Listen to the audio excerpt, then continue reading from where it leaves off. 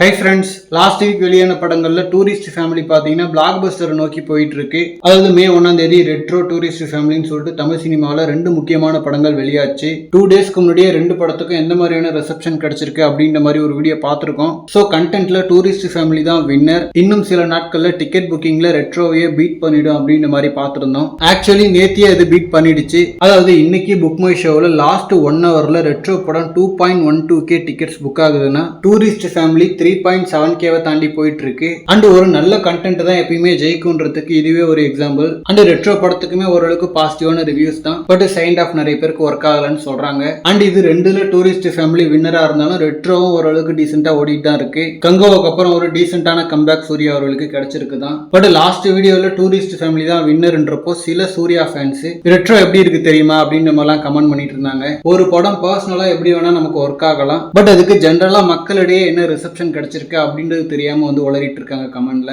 அவங்க சொல்ற மாதிரியே ரெட்ரோ படம் செம படம்னு வச்சுக்கிட்டாலும் சூர்யா அவர்கள் நடிச்சு செம்மையா இருக்கிற ஒரு படம் டூரிஸ்ட் ஃபேமிலிக்கு பின்னாடி இருக்குமா புக்கிங்ல? சோ சசிகுமார் அவர்களை விட சூர்யா மார்க்கெட் டவுன்ல இருக்காரா என்ன? அண்ட் டெஃபினட்டா சூர்யா அவர்களுக்கு ஒரு மிகப்பெரிய கம்பேக் கிடைக்கும். மேபி அது நெக்ஸ்ட் வர போற ஆர்ஜே பாலாஜி அவர்களோட படமா இருக்கலாம். பட் டெஃபினட்டா ரெட்ரோ அந்த படம் இல்ல. அண்ட் பெரிய ஹீரோ படமே வந்தாலும் படம் செம்மையா இருந்தாதான் ஓடும் அப்படின்ற மாதிரி ஒரு ஆரோக்கியமான சூழ்நிலை தான் மாறிட்டு இருக்கு தமிழ் சினிமாவில். ஏன்னா அப்பதான் எல்லாருமே நல்ல படத்தை எடுக்க முயற்சி பண்ணுவாங்க.